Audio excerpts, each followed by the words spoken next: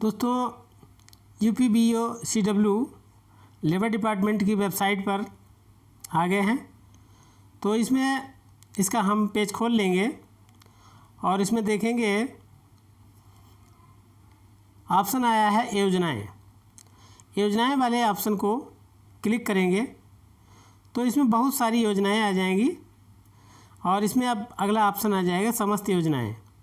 तो समस्त योजनाएं वाले कॉलम पर ऑप्शन पर क्लिक करेंगे और यहाँ पर कई एक योजनाएं आ गई हैं, जैसे मातृ शिशु बालिका योजना, संत रविदास शिक्षा सहायता योजना, मेधावी छात्र पुरस्कार योजना, आवासीय विद्यालय, कौशल विकास तकनीकी उन्नयन एवं प्रमाणन योजना, सौर ऊर्जा सहायता योजना, कन्या विवाह अनुदान योजना, आवास सहायता योजना, शौचालय सहायता योजना। तो इसमें कई एक योजनाएं आ गई हैं। हमें उन योजनाओं पर ना जा कर के हमें मेधावी छात्र पुरस्कार योजना पर क्लिक करना है। तो जैसे ही हम मेधावी छात्र पुरस्कार योजना पर क्लिक करेंगे तो इसके विषय में सारी डिटेल आ जाएगी। तो सबसे पहले इसमें बात करते हैं पात्रता की। तो इसमें वही पात्र हैं इस पुरस्कार योजना के लिए पंजीकृत कर्मकार या श्रमिक हों या उनके पुत्र एवं पुत्रियां जो कक्षा 5 से 9 तक 55% या उससे अधिक अंक उन्होंने क्लास में प्राप्त किए हों, और कक्षा 10 से 12 तक 50%। और इसके अलावा ITI है, व्यावसायिक प्रशिक्षण है, BA, BCom, BSc, MA, MCom, MSc, LLB तक इसमें 60% या उससे अधिक अंक प्राप्त किए हों। और polytechnic, diploma engineering, medical degree हेतु राष्ट्रीय स्तरीय और राज्य स्तरीय प्रवेश परीक्षा के उपरांत ही प्रवेश लिया हो। तो ये इसकी रही पात्रता। उसके बाद आवश्यक अभिलेख, तो इसमें पंजीकृत श्रमिक का कार्ड होना चाहिए और गत वर्ष जो परीक्षा उत्तीर्ण की है उसकी अंक तालिका होनी चाहिए, वह भी प्रधानाचार्य के द्वारा प्रमाणित होनी चाहिए। और वर्तमान में अगली कक्षा में प्रवेश लेने के संबंध में प्रधानाचार्य का प्रमाण पत्र होना चाहिए और बैंक खाता की छाया प्रति। और तकनीकी कोर्स में यदि अध्ययन कर रहे हैं तो उसमें वहाँ पर जमा करने की जो फीस है उसका साक्ष्य होना चाहिए। तो इसके लिए जो देय हित लाभ हैं, इसके लिए हम आगे थोड़ा विस्तृत में अब जानकारी प्राप्त करना चाहेंगे। तो दोस्तों हित लाभ की बात कर रहे थे।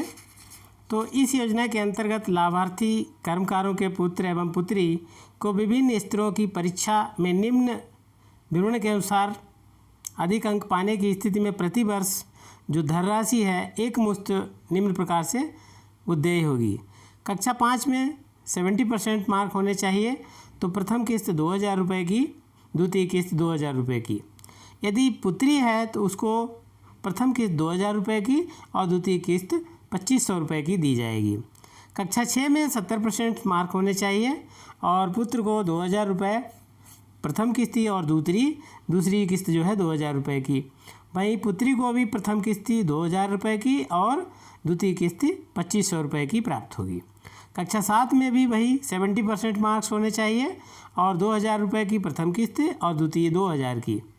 और पुत्री प्रथम किस्त 2000 रुपये मिलेगी और द्वितीय किस्त 2500 रुपये की मिलेगी। कक्षा 8 में 70% मार्क होने चाहिए और इसमें पुत्र को 2500 रुपये की प्रथम किस्त और द्वितीय किस्त 2500 रुपये की मिलेगी। और पुत्री के लिए प्रथम किस्त 2500 रुपये की और द्वितीय किस्त 3000 रुपये की प्राप्त होगी। अब आते हैं कक्षा 9 में। इसमें परसेंटेज 60% होने चाहिए और पहली किस्त इसमें 2000 रुपये की है और दूसरी किस्त 3000 रुपये की है, बेटे को मिलेगी। और वहीं पुत्री को प्रथम किस्त 2000 रुपये की और द्वितीय किस्त 3500 रुपये की प्राप्त होगी। और कक्षा 10 में 60% मार्क होने चाहिए। प्रथम किस्त बेटे को 2000 रुपये और द्वितीय किस्त 3000 रुपये प्राप्त होगी। वहीं पुत्री के लिए 2000 रुपये प्रथम किस्त है और द्वितीय किस्त 3500 रुपये है। यदि ITI या कोई व्यावसायिक प्रशिक्षण किया है तो इसमें मार्क्स आपके 60% होने चाहिए और प्रथम किस्त 4000 रुपये की है और द्वितीय किस्त भी 4,000 रुपये की है। तो कुल मिला के एक वर्ष में 8,000 रुपये है। उसके बाद भाई पुत्री है तो उसको 5,000 रुपये की प्रथम किस्त और द्वितीय भी 5,000 रुपये की प्राप्त होगी। और कक्षा 11 में 60% मार्क्स होने चाहिए और प्रथम किस्त 4,000 रुपये की बेटे के लिए और द्वितीय किस्त भी 4,000 रुपये की है। पुत्री को 5,000 रुपये प्रथम किस्त और द्वितीय भी 5,000 रुपये की मिलेगी। कक्षा 12 में 60% मार्क होने चाहिए और प्रथम किस्त 4,000 रुपये की, द्वितीय भी 4,000 रुपये की मिलेगी बेटे को। और वहीं पुत्री के लिए 5,000 रुपये की प्रथम किस्त और द्वितीय किस्त भी 5,000 रुपये की मिलेगी। यदि BA, BSc, BCom कर रहे हैं, पास कर चुके हैं, तो उनको 60% मार्क होने चाहिए और प्रथम किस्त इसमें 5,000 रुपये की और द्वितीय किस्त भी 5,000 रुपये की बेटे को मिलेगी। और वहीं पुत्री है तो उसको 6,000 रुपये की किस्त है प्रथम और द्वितीय भी 6,000 की किस्त मिलेगी। अब परास्नातक कर रखा है MA, MCom, MSc, तो उसमें 60% मार्क होने चाहिए और इसमें बेटे को 6,000 रुपये की प्रथम किस्त और द्वितीय किस्त 6,000 रुपये की मिलेगी। वहीं बेटी है तो उसको प्रथम किस्त 6,000 रुपये की है और द्वितीय किस्त 7,000 रुपये की मिलेगी। अब LLB कर रखा है, LLB पास कर रखा है तो प्रथम किस्त 6,000 रुपये की और द्वितीय किस्त भी 6,000 रुपये की बेटे को मिलेगा। और वहीं बेटी है तो उसको 6,000 रुपये प्रथम और द्वितीय 7,000 रुपये मिलेंगे। पॉलीटेक्निक का अगर डिप्लोमा कर रखा है या करना चाह रहे हैं तो इसमें राष्ट्रीय स्तरीय या राज्य स्तरीय प्रवेश परीक्षा में आपने भाग लिया है तभी मिलेगा। तो प्रवेश परीक्षा में भाग लेकर के यदि प्रवेश आप लेते हैं तब मिलेगा। तो वह है 5,000 रुपये प्रति वर्ष प्रथम किस्त और द्वितीय किस्त भी 5,000 रुपये मिलेगा प्रति वर्ष। और बेटी है तो उसको 6,000 रुपये प्रति वर्ष और द्वितीय किस्त भी 6,000 रुपये प्रति वर्ष है। अगर इंजीनियरिंग डिप्लोमा राष्ट्रीय अथवा राज्य स्तरीय प्रवेश परीक्षा के उपरांत प्रवेश लिया है या प्रवेश लेने पर प्रथम किस्त जो है प्रति वर्ष 10,000 रुपये और 10,000 रुपये दूसरे वर्ष में, और वहीं पुत्री है तो उसको 10,000 और दूसरे वर्ष में 12,000 रुपये मिलेंगे। अगर चिकित्सा MBBS वगैरह है और वो प्रवेश परीक्षा राज्य स्तरीय या राष्ट्रीय स्तरीय ली है, प्रवेश लिया है, तो 10,000 रुपये प्रति वर्ष, 10,000 रुपये प्रति वर्ष प्रथम किस्त और द्वितीय किस्त 10,000 रुपये। और वहीं पुत्री अगर है तो 10,000 रुपये प्रति वर्ष और 12,000 रुपये प्रति वर्ष हितलाभ मिलेगा। तो हितलाभ के संबंध में कुछ निर्देश भी हैं। समस्त छात्र के देय हितलाभ 2 किस्तों में दिए जाएंगे।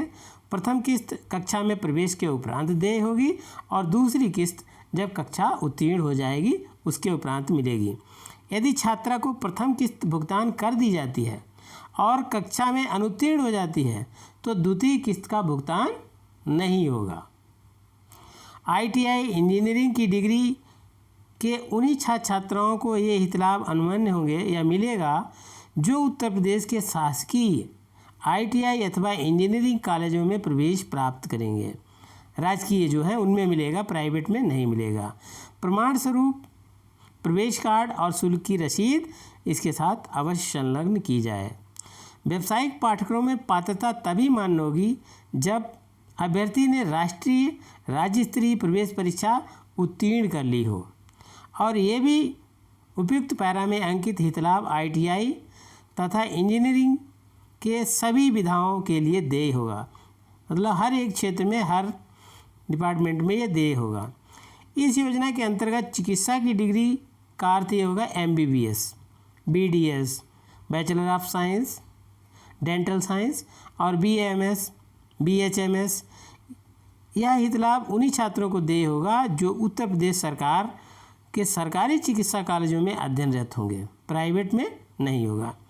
प्रत्येक जिले के लिए प्रत्येक कक्षा अथवा विद्या के लिए यह हितलाभ अनुमन्य किए जाएंगे। अधिकतम छात्राओं की संख्या प्रत्येक वर्ष उत्तर प्रदेश भवन एवं अन्य सन्निर्माण कर्मकार कल्याण बोर्ड द्वारा निर्धारित की जाएगी। लाभार्थी संख्या निर्धारण के समय तथा अन्य तथ्यों के साथ जिले में निर्माण श्रमिकों के पंजीयन को भी संज्ञान में लिया जाएगा और जिले में पंजीकृत लाभार्थी तथा देय हित लाभ की संख्या में समानुपात यथासंभव रखा जाएगा। सामान्य सभी आवेदन पत्रों को प्राप्त जो मिलेंगे उसके आधार पर प्राप्तांकों को अवरोही क्रम में एक सूची तैयार की जाएगी और जिले के लिए उस कक्षा हेतु निर्धारित छात्र छात्राओं की संख्या की गिनती ऊपर से नीचे पूरी करते हुए की जाएगी।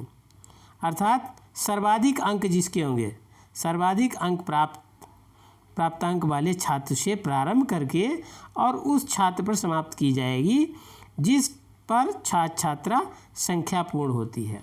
मतलब जितने उनको लेना है, जिन लोगों को मेधावी छात्र पुरस्कार योजना देनी है। इस प्रकार उपयुक्त सारणी में अंकित प्राप्तांक का प्रतिशत न्यूनतम माना जाएगा और इससे नीचे के प्रतिशत वाले छात्र आहर्य नहीं होंगे, भले ही जिले के लिए निर्धारित छात्र संख्या से कम अथवा उपयुक्त छात्र सूची में आवृत हों।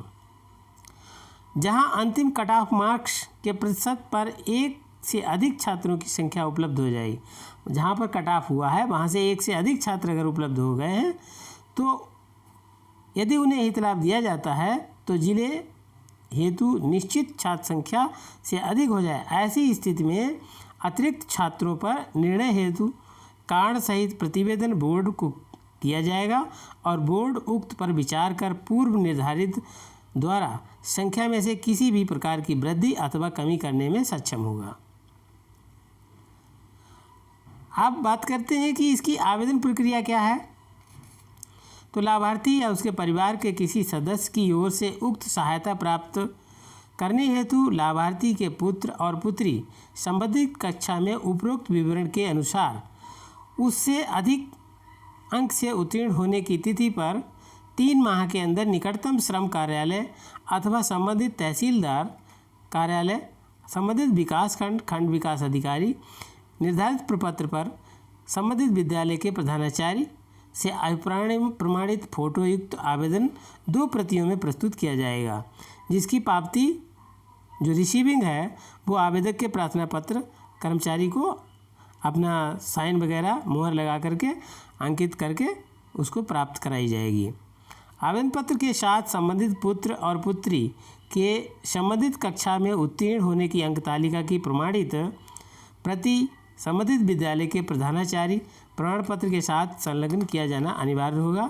मान्यता प्राप्त विद्यालयों से उत्तीर्ण कक्षा 5 व 8 के संबंध में प्रमाण पत्र जिला बेसिक शिक्षा अधिकारी द्वारा प्रति हस्ताक्षरित स्वीकार किए जाएंगे। आवेदन पत्र के साथ संबंधित पुत्र और पुत्री के आगे शिक्षारत रहने का प्रमाण पत्र जो संबंधित विद्यालय द्वारा निर्गत प्रधानाचार्य द्वारा प्रमाणित हो और मूल रूप से संलग्न किया जाना अनिवार्य है।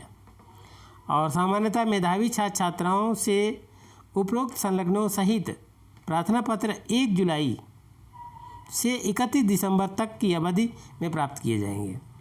तो यह इम्पॉर्टेंट है कि 1 जुलाई से इनको फार्म को भरना है 31 दिसंबर तक की अवधि में।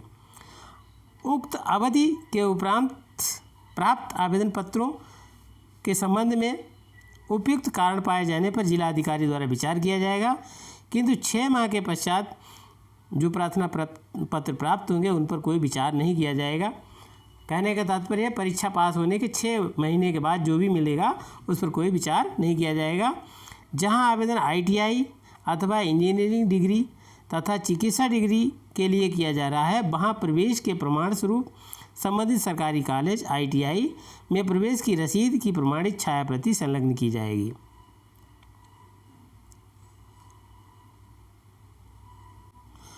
अब बात करते हैं कि हित लाभ की स्वीकृति हेतु प्रक्रिया क्या प्रक्रिया होगी, कैसे स्वीकृत होगा, भुगतान की प्रक्रिया तथा सूचना का रखरखाव और प्रेषण की प्रक्रिया।